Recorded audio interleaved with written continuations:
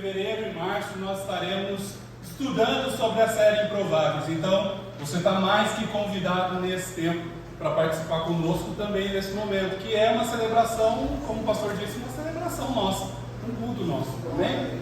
Antes de iniciar, eu quero dar um recado para os pais de crianças pequenas que deixam seus filhos lá embaixo. A partir do próximo culto, você verá o nome da criança e o seu nome, caso seja necessário você descer, tá? Mas não se preocupe, não é para você descer correndo, apavorado, nada aconteceu. Nós estamos progredindo. Para a glória e honra do Senhor, nossa igreja está crescendo. Então nós precisamos nos organizar nisso também, tá bom? Então você que deixa a sua criança, seu filho lá embaixo, fique atento, se houver a necessidade, você vai ver o nome da criança e o seu nome lá embaixo, ok? Amém? Vocês estão bem? Amém. Talvez alguns irmãos não tenham me visto durante a semana aí, eu mudei meu horário de trabalho, então eu não estou sendo disciplinado pelo pastor antes que alguém não estou sendo disciplinado, não vi mais ele. Não é isso, é que eu mudei o horário de trabalho e com isso também ganho tempo no final de semana, né? Então eu consigo descansar mais, assistir um vídeo com a patroa, assistir um filme com a patroa, sempre é bom, né? O último filme que a gente assistiu foi nas férias, acho que a gente viu o Top Gun, né? Top Gun, você conhece a história do Top Gun, né? Quando acabou o filme, falei para a minha patrona, agora vamos que eu vou levar você para ver as nuvens. Ela falou assim, quer não. Não quer não. Tá bom então. Glória a Deus. Hoje nós vamos falar sobre ferramentas da fé. E para introduzir o que nós vamos estudar hoje, nós vamos discorrer um pouquinho. Eu vou pegar e ler um texto com vocês que está em Êxodo. Nós vamos ler para contextualizar e você não pegar o texto pela metade. Nós vamos ler do capítulo 3, do versículo 17 até o 4, 1 e 2. Diz assim: prometi tirá-los da opressão do Egito para a terra dos cananeus, dos hititas, dos amorreus, dos ferezeus, dos heveus e dos jebuseus, terra onde manam leite e mel. As autoridades de Israel o atenderão. Depois você irá com elas ao rei do Egito e lhe dirá: o Senhor, o Deus dos hebreus, veio ao nosso encontro. Agora, deixe-nos fazer uma caminhada de 3 dias, adentrando o deserto, para oferecermos sacrifício ao Senhor nosso Deus. Eu sei que o rei do Egito não os deixará sair, a não ser que uma poderosa mão o force. Por isso, estenderei a minha mão e ferirei os egípcios com todas as maravilhas que realizarei no meio deles. Depois disso, ele os deixará sair, e farei que os egípcios tenham boa vontade para com o povo, de modo que, quando vocês saírem, não sairão de mãos vazias. Todas as israelitas pedirão às suas vizinhas e às mulheres que estiverem hospedando em sua casa os objetos de prata e ouro e roupas que vocês porão em seus filhos e filhas. Assim vocês despojarão os egípcios. Capítulo 4, do verso 1 e 2. Moisés respondeu: e se eles não acreditarem em mim, nem quiserem me ouvir e disserem: o Senhor não lhe apareceu? Então o Senhor lhe perguntou: o que é isso em sua mão? Uma vara. Ele respondeu: querido Pai, nós te agradecemos, Senhor. Te pedimos agora a presença do Teu Santo Espírito, como já vem nesse culto, de forma mais grandiosa, de forma mais plena, que possamos entender a Tua voz. Aqui estão os Teus filhos e filhas, Senhor, buscando algo do Senhor, que eles possam a partir de agora ouvir a Tua voz e não a minha, que eles possam ver a Tua face e não a minha, que eles possam compreender tudo aquilo que será dito, Pai, para a honra e glória do Teu nome, para que a Tua igreja cresça, Pai, para que cada um saia daqui fortalecido. Pai, em nome do Senhor Jesus, eu declaro agora ouvidos espirituais abertos ao Teu Santo Espírito e mentes fechadas para o maligno, para tudo aquilo que Satanás tem tentado tirar a nossa paz, o nosso entendimento, está repreendido em nome do Senhor Jesus. Fala com cada um de nós, Pai. Em Teu nome nós oramos e Te bendizemos. Amém. Amém. Glória a Deus. Nós estamos no segundo mês de 2023. Já se passaram alguns dias desse mês. E eu não sei você, mas às vezes eu tenho a impressão de que aconteceu já tanta coisa em janeiro, nesses últimos dias, que a gente pensa, pô, ainda é fevereiro, podia já ser dezembro, né? Podia já estar lá na frente. Mas ainda temos 11 meses pela frente, completos, para você poder viver o grande Deus. E dependendo da maneira como você vai viver esses próximos meses, é o que vai determinar como você vai chegar em dezembro. E para isso nós devemos encarar os nossos dias e as nossas batalhas com as ferramentas que Deus nos deu. Se você tivesse vivido em 1939 e fosse para a batalha, talvez se você usasse a arma errada, você não venceria os alemães. E você conhece bem a história, como ela terminou. Acredito então que uma das preocupações de quem está no fronte de batalha é saber se tem munição e saber utilizar a arma que tem, porque só assim ele vence uma guerra. Então o tema que a gente vai discorrer hoje é sobre ferramentas da fé. Nós vamos falar sobre isso. Esse tema que nós vamos discorrer, Deus tem me incomodado nesses últimos dias. Na virada do ano eu fiquei me questionando sobre tudo que aconteceu e o que vai acontecer no nosso país. Eu pensei, aonde a igreja errou? Aonde eu errei? Aonde nós erramos? Faltou talvez fé? O que nós fizemos de errado? O que a tua igreja precisa ouvir agora? E na penúltima quinta, enquanto havia a ministração, o Espírito Santo falou para mim: quais as ferramentas que você tem utilizado para vencer a batalha? Qual é o tipo de ferramenta que você tem utilizado? Desde então, eu tenho buscado, tenho orado para que Deus ministre mais, não só no meu coração, mas no seu coração. Que a partir de agora seja um start para que você possa pensar nisso ao longo dos próximos meses. E quando a dificuldade vier, assim como um soldado na guerra, quando você estiver ferido, o soldado está aí, pode falar melhor, se você não estiver forte, não saber o que fazer, você fica apavorado. Tem gente que não pode ver sangue, por exemplo, fica apavorado. Mas a gente precisa ser treinado nessas coisas. Talvez Deus queira te falar hoje que quais são as ferramentas que você tem utilizado. E é sobre isso que nós vamos falar. Se você ler os textos da Bíblia, você vai encontrar diversas vezes que ferramentas apareceram. Por exemplo, no caso de Moisés, como nós lemos, Moisés usava um cajado, que foi, para relembrar um pouquinho e refrescar sua memória, foi utilizado para impressionar o faraó, fazendo com que ela se transformasse em serpente e tudo mais. E ele, o cajado, também serviu para guiar o povo. O cajado era um símbolo de liderança, que foi o que ele fez, guiou o povo durante o deserto. Noé, para construir a arca, ele não utilizou o serrote, até porque não tinha. Ele utilizou a própria madeira que ele usou para construir e pedra. Não existia serra, não existia ferramentas de corte naquela época. Paulo era construtor de tendas e possivelmente também ele sabia manusear as ferramentas que ele tinha disponível.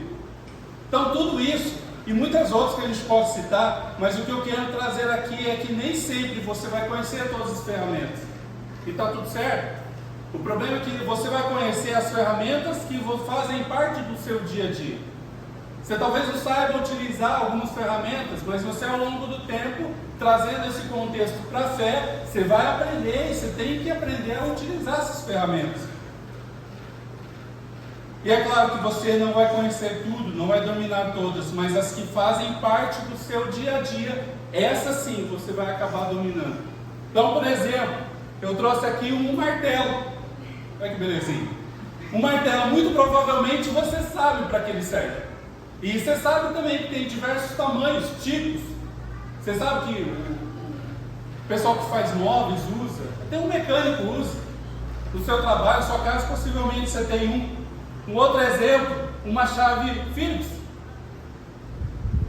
Você sabe, talvez você tenha em casa. Você sabe para que ela serve. E mais um exemplo que eu trouxe, que é um multímetro. Aí as mulheres, os homens possivelmente conhecem. Mas as mulheres vão dizer assim, é um negocinho que você põe na tomada lá. Mas você sabe que existem ferramentas que você não conhece e está tudo bem. Como eu disse, aquelas que você nunca viu, está tudo certo. Você vai ao longo do tempo conhecendo e aprendendo. Mas eu quero te provocar aqui. Quantas vezes você utilizou uma faca de cortar para descascar um fio elétrico? Quantas vezes você utilizou uma faca para apertar, aquelas facas de passar que não tem ponto, para apertar um parafuso? Desculpa, mas eu estou nesse grupo também, eu já fiz isso. E para utilizar, quem nunca utilizou um cabo de uma ferramenta para bater o prego na parede? Não tinha martelo, você tinha que se virar. Eu já fiz muito isso. É óbvio que não era a ferramenta correta. Mas funcionou? Funcionou. Talvez ela poderia ser mais eficaz se tivesse usado a ferramenta certa. E está tudo bem. Era o que você tinha. Então eu quero te convidar a fazer essa reflexão comigo hoje. E nós vamos tirar de alguns textos bíblicos os apontamentos para aprender qual é a ferramenta correta que devemos utilizar para fortalecer a nossa fé em Cristo. Então eu quero começar com o primeiro item. A ferramenta que fortalece a minha fé em Cristo é o jejum. Rasgue o seu interior em jejum. Joel 2, 12 e 13, a parte A diz assim, vamos ler juntos? Agora, porém, declara, vamos ler juntos, gente. Agora, porém, declara o Senhor, voltem-se para mim de todo o coração, com jejum, lamento e pranto. Rasguem o coração e não as vestes. Muitos de nós aqui sabemos que devemos jejuar. Mas qual é o sentido do jejum? Jejum é para buscar algo físico, para você conseguir um emprego? Talvez pelo que a gente leu, você sabe que não é. Perceba que ele nos orienta a voltar-se a Ele. Ou seja, o jejum deve ser para você buscar mais a Deus e mais de Deus. Não necessariamente Ele vai entregar aquilo que você quer. Ele vai entregar a arma e a ferramenta que você precisa naquele momento. Naquele momento. E o mais importante talvez nesse texto, e isso tem de ser bem claro para você, é que ele fala que é de dentro para fora. Rasgue o seu coração. Deus não está preocupado com o seu jejum externo. Ele não quer saber se você está aparentando estar em jejum. O que importa é o seu coração, você rasgar o seu coração para Deus. Amém? Uma das coisas que o diabo quer é que você não jejue. Ele luta e batalha para que você não jejue. Ou quando você está jejuando, que você esqueça. Por exemplo, é muito comum a gente fazer um jejum, por exemplo, de doce, e alguém vai e te oferece doce naquele dia que você está em jejum. No dia que você está, o abençoado não aparece com um bolo, um pudim, não é nada. Mas quando você está em jejum, aí a coisa aperta, porque você precisa estar focado. Então o diabo sabe que você tem um poder grande sobre isso no mundo espiritual. Diferentemente de mim e de você, a gente não consegue ver o poder espiritual que o jejum tem. Mateus 17, 20 diz: Ele respondeu, porque a fé que vocês têm é pequena, e eu lhes asseguro que vocês tiverem fé do tamanho do grão de mostarda, poderão dizer a este monte: vá daqui para lá, e ele irá. Nada lhe será impossível, mas esta espécie só sai pelo jejum, pela oração e pelo jejum. Aqui talvez você esteja se recordando da história. Uma pessoa levou um filho para que os discípulos pudessem orar e expulsar o demônio, e eles não conseguem. E aí eles levam até Jesus, e Jesus escorre esse texto. Tem coisas que você só vai vencer na vida a partir do momento que você vestir a camisa e falar assim: não, agora eu vou ser homem, vou ser mulher o suficiente para aguentar o jejum que eu estou fazendo, para que você possa vencer as batalhas espirituais. Querido, o que o pastor trouxe aqui do Domênico eu achei incrível e tem tudo a ver com a palavra. Você só vai saber e ter essas intimidades com o Espírito Santo a partir do momento que você viver a verdade em Cristo. Amém. Não é talvez vindo no culto. Deus talvez não vai te revelar uma pessoa, como o pastor fala, sapateando e levando para você até a palavra. Deus está esperando que você faça a sua parte. Nós já estamos num nível e nós precisamos crescer nisso. Não espere então que a igreja convoque um jejum coletivo para você jejuar. Jejue você. Você tem as suas necessidades. Você tem os seus parentes, seus familiares, seus amigos no trabalho. Você tem um monte de gente para alcançar. E pela glória de Deus, a gente não consegue ver o mundo espiritual, porque a sinceridade, acho que a maioria que não ia aguentar ver o que acontece no mundo espiritual. Quando você tenta evangelizar alguém, quando você vai falar de Jesus para alguém, ou até mesmo quando você tenta levar uma vida correta, ele sempre vai fazer com que você desista de uma das ferramentas que é o jejum. Bill Johnson disse assim, quando nós utilizamos a ferramenta do jejum com mais frequência, nós nos tornamos mais fortes do que aparentamos ser diante dos nossos espelhos.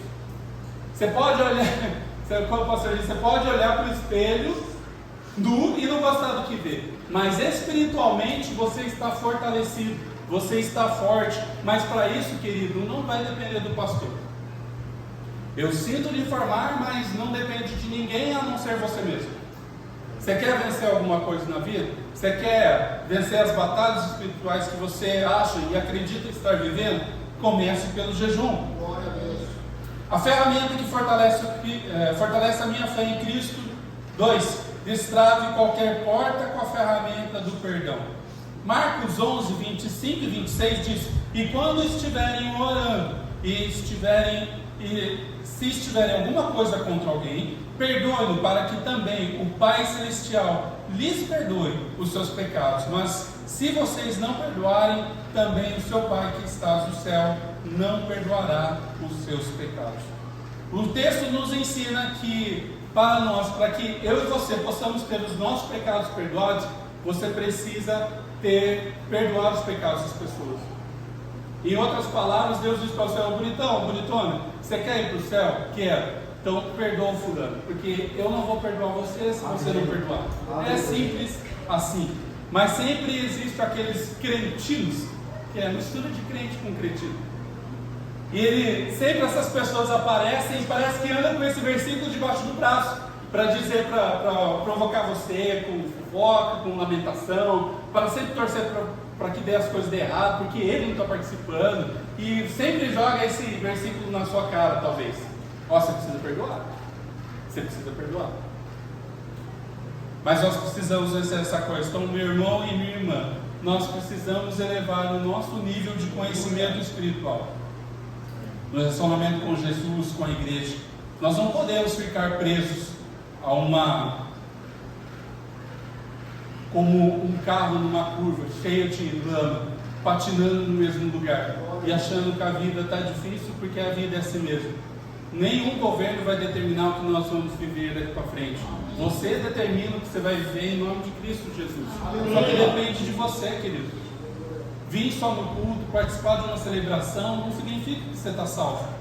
Significa que você está buscando conhecimento, e esse é só o primeiro passo. O próximo passo que você vai dar é com jejum, com oração, com perdão.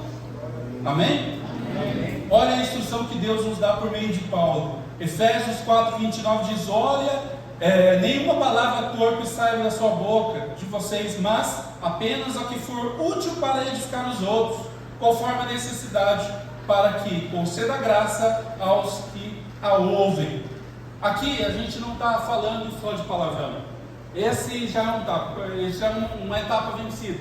Então, como eu disse, vamos elevar o nível, tá bom? Então, se você ainda tem ou conhece alguém da sua família, da sua casa, que tenha mania de palavrão, esse já tem que ser uma etapa vencida.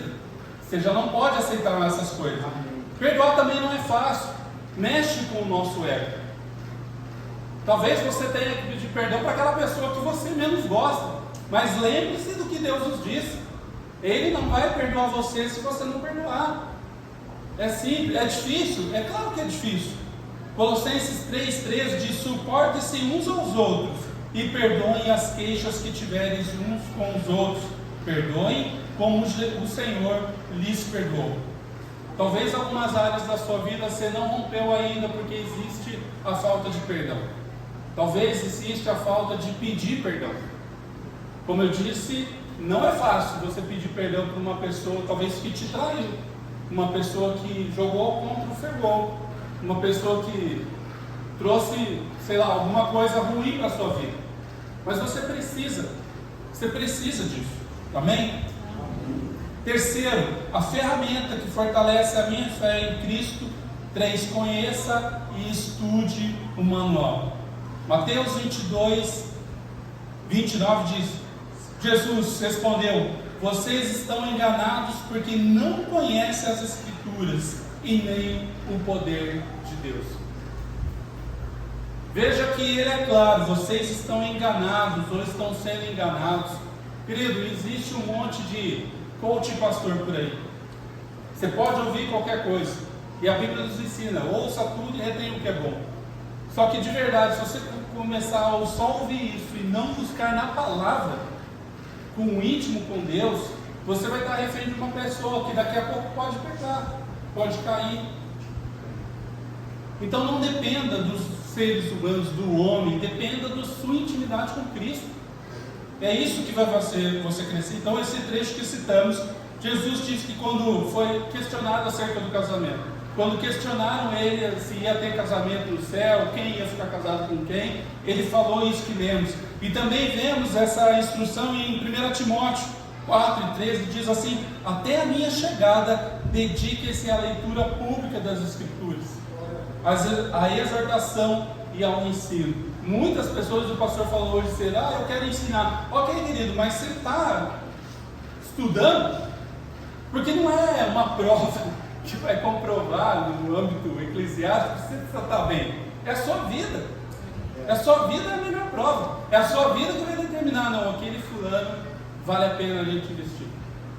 Aquele fulano vale a pena a gente dar uma oportunidade. E isso não é para que você apareça, é pela misericórdia de Deus. Então tem coisas na vida que não cabem mais para nós. E você há de concordar comigo. Então o pecado não cabe mais a nós. Amém? Amém. Só que na mesma medida, também um cristão não lê a Bíblia, também não cabe mais a nós. Não faz sentido. Se você vem na igreja, se você participa de células, se você está no culto, se você está no ministério, se você não lê a palavra, não faz sentido. Você não está usando o manual. Tudo que nós precisamos saber e nós precisamos de instrução está aqui na Bíblia. É simples. Talvez você tenha aquela Bíblia da época da minha avó, né? Eu sou convertido, eu me batizei faz uns 10 anos. Vamos fazer o ano que vem 10 anos. E eu lembro que a minha avó tinha um quadro, eu não sei um quadro que mostrava o caminho da porta larga e a porta estreita, né? E eu sempre olhei aquele quadro e eu achava estranho, assim, nossa, mas esse quadro dá um pouco de medo. Mas é para dar medo mesmo, porque o céu e o inferno são reais. A caminhada com Cristo, ela não é fácil. Muita gente vem para a igreja achando que agora eu tenho que estar bem daqui para frente. Você não tem que nada. Você tem que ser fortalecido para vencer as batalhas lá fora e para conseguir evangelizar mais pessoas. Amém? Amém? Em vários momentos da Bíblia, Deus nos mostra quão é importante a leitura. Vejam os próximos textos. Em vários momentos, Deus nos revela que é necessário que você leia a palavra. Neemias 8:8 diz assim: leram o livro da lei, interpretando e explicando, a fim de que o povo entendesse o que estava sendo lido. Esdras 7:10, pois Esdras tinha decidido dedicar-se a estudar a lei do Senhor e praticá-la, e ensinar os seus decretos e mandamentos aos israelitas. Romanos 15:4, pois tudo o que foi escrito no passado foi escrito para ensinar, de forma que, por meio da perseverança e do bom ânimo procedentes das Escrituras, mantenhamos a nossa esperança. A nossa esperança não está no governo, não está no CPF, nossa esperança está no Senhor. Amém. Mas você só vai descobrir isso, querido, não é porque eu estou falando, é porque está escrito. E Deus tem uma instrução especial para você, desde que você leia. Padre, mas eu não entendo a palavra. Querido, compra outra versão, na internet você tem N versões. Tem a versão transformadora, o livro, a versão NVI, tem um monte de versão. Você vai entender. Quando eu me converti, eu também não entendia nada. Mas eu fui lendo, fui jejuando, fui buscando, porque se existe algo que foi criado, é porque a gente pode entender. Amém? Então você quer uma revelação, quer uma ideia nova para o seu negócio, para o seu trabalho, você quer uma instrução de Deus, você precisa ler a Bíblia. Você precisa ler a Bíblia. Talvez quando você esteja ouvindo tudo isso, você pode dizer assim: eu já sabia de tudo isso. Eu já sabia que eu tinha que fazer essas coisas. E é igual às ferramentas que nós ilustramos aqui, que eu trouxe, de uma forma mais didática. Talvez você concordou que você conseguiria utilizar esse martelo, mas diferentemente você utilizar uma ferramenta real. Você pode utilizar e você deve utilizar. Diferentemente você utilizar a ferramenta certa. E talvez, queridos, eu quero trazer uma reflexão aqui. Talvez a gente esteja fazendo isso com o Evangelho. Estamos usando a Bíblia de forma como um brinquedo. Estamos usando a vida cristã de forma que você estivesse brincando. Então, querido, você precisa deixar isso. Você precisa deixar essas coisas. Você precisa utilizar as ferramentas de maneira correta e levar a sério o que é o ser uma vida cristã. Em nenhum momento, até hoje, eu ouvi alguém aqui subir e dizer que é uma vida fácil, que é uma vida de glória, que você vai ter um carro novo, que você vai comprar sua casa, que nós vamos ter a porta dos desesperados aqui. Não. A palavra é simples e às vezes até para você pode soar cruel. Mas a verdade é que a caminhada com Cristo, ela te leva para uma cruz, que hoje a gente entende que está vazia, porque Ele vive. E porque Ele vive, eu posso ter a esperança de dias melhores. Amém? Porque eu não posso esperar nessa vida. O que eu planto hoje tem que ser colhido na eternidade. Amém? Certa vez, numa outra igreja que nós frequentávamos, um guardinha desses que faz a ronda, sabe? A gente até tentou lembrar o nome, eu esqueci. E tinha uma quadra e um grupo de crianças queria utilizar aquela quadra durante o período que eles estavam lá. E esse guardinha relatou pra gente que ele foi orientado pelos superiores dele que não podia, sem um responsável pela quadra no horário pré-agendado, ele não podia, eles não poderiam utilizar. E aí sempre tem aquela criança que quer peitar um adulto, né? Oh, meu Deus do céu, sempre tem os abençoadinhos que quer, eu falo mesmo. E aí um deles falou assim: mas meu pai paga o dízimo. Então, querido, é como essa criança às vezes que a gente está agindo. A igreja, ela não é um clube para você vir só desfrutar e ir embora. A gente precisa viver essa palavra. A gente precisa viver o ser igreja. Longe de mim querer ministrar qualquer doutrina que eu não tenho capacidade disso. Mas a igreja é um lugar que você vai ter cura física e espiritual. Que você vai ser ensinado. E muitas das vezes você vai ser até confrontado. Você não vai gostar da palavra, você não vai gostar da orientação do pastor, você às vezes não vai gostar da ministração de um líder, você não vai gostar às vezes do seu líder de céu. Mas quem disse que é para você gostar? Porque a própria palavra fala que toda a autoridade foi levantada por Deus. Então, querido, se você não gosta de alguma autoridade, seja em qualquer nível de sociedade nossa, a única obrigação que nós temos é de orar. É a única obrigação. Você não tem obrigação de brigar com ninguém sobre qualquer assunto. Você só tem a obrigação de orar. E isso pode parecer pouco, mas no mundo espiritual isso tem uma fortaleza, isso levanta muralhas grandiosas em nosso favor. Olha, eu não, sinceramente, quando eu estava montando essa mensagem, eu não estou preocupado se você gostou da ministração. O que me preocupa é só trazer o que o Espírito Santo de Deus tem ministrado no meu coração. Então, na verdade, até quando nós vamos ficar brincando com a palavra? Até quando nós vamos estar brincando de ser igreja? Eu fiz essa reflexão porque o ano que vem farão 10 anos que eu me batizei. E aí eu comecei a entrar em crise. Disse, meu Deus, 10 anos de batizado e eu não vi um milagre do que os pastores contam. Não vi nada. Isso começou a me dar uma coisa por dentro, uma revolta por dentro santa, de querer buscar mais. E eu oro para que você também tenha esse sentimento de buscar mais a Deus. Rodrigo, mas eu não tenho tempo. Rodrigo, mas é a faculdade. Rodrigo, mas o pastor pega no pé. Chega de mimimi, gente. Vamos elevar o nível. Você precisa entender que Cristo só vai fazer a obra através de você e de mais ninguém. As pessoas que Ele quer alcançar da sua família, não é por meio do pastor. O pastor vai ser uma ferramenta também na sua vida.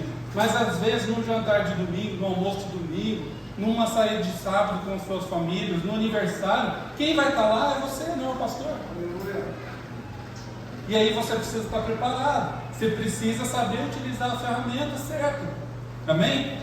Mas pense nisso sempre para que a gente possa crescer. Deus não joga xadrez e nem joga damas com a nossa vida. Mas talvez Deus esteja esperando você mexer a sua pedra para que Ele possa fazer outro movimento. Que é assim que funciona. Você mexe uma pedra e o seu oponente mexe outra. E talvez o mexer a pedra aqui significa você deixar alguma coisa da sua vida que está atrapalhando a sua comunhão com Deus. Deixar as coisas de lado. Como eu disse no começo, fazer um jejum específico. Talvez você não tenha a vontade de fazer um jejum de alimento, faça de rede social.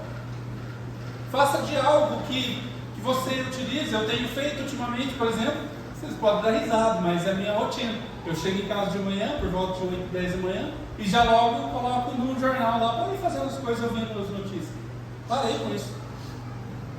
Claro que me dói, porque às vezes as pessoas dizem, você viu tal coisa? Não vi. Você ficou sabendo? Nem fiquei sabendo. Mas para mim está fazendo um bem tão grande, porque eu tenho buscado mais a Deus e eu oro para que você tenha essa vontade, esse desejo também. Nosso ano está só começando. Não importa como você chegou até aqui. Não importa o que você viveu nesses 36, 33 dias aí de ano de 2023. Mas eu oro para que você termine melhor do que começou. Ou pelo menos até a semana que vem você esteja melhor. Porque semana que vem é ceia. E você precisa estar melhor do que você está hoje. Isso não significa que vai ser fácil. Eu gostaria de trazer uma palavra motivacional para você, mas eu preciso te alertar. Cada vez mais os dias estão mais difíceis. Cada vez mais as notícias que a gente vê por aí não são boas. Mas nós precisamos nos fortalecer na palavra, porque ela é a nossa fonte de alegria. Jesus é a nossa fonte de vida, amém? Ele espera contar com você para realizar a obra dele hoje, para que ele possa te encontrar na eternidade. Meu desejo então é que a sua vida não seja uma linha reta entre uma data e outra impressa na lápide. Coloca a próxima slide, por favor. Vocês conhecem essa data aí? 7/11 de 18 e 7/2 de 2018. Aí saiu um pouquinho quebrada a imagem, mas ali estaria uma cruz e uma estrela, que é o que a gente vê nas lápides. No cemitério você vê muito isso, a data de nascimento e a data que a pessoa faleceu. Queridos, essa é a data de nascimento e falecimento de Billy Graham. Talvez você nem lembrasse da data de falecimento, quanto menos da de nascimento dele. Mas quando você fala o nome dessa pessoa, você já se recorda e sabe quem é. Eu oro, querido, para que a sua vida e a minha vida não seja apenas uma linha reta entre uma data e outra. Que ela seja uma vida que as pessoas possam se lembrar de quem foi você e quem fui eu. Que as nossas obras ficarão para a eternidade. Amém? Amém? Querido Deus, nós te agradecemos, Senhor, por esse tempo. Te louvamos e te bendizemos o teu nome. Que o Senhor é bom, o Senhor é maravilhoso, o Senhor é grandioso.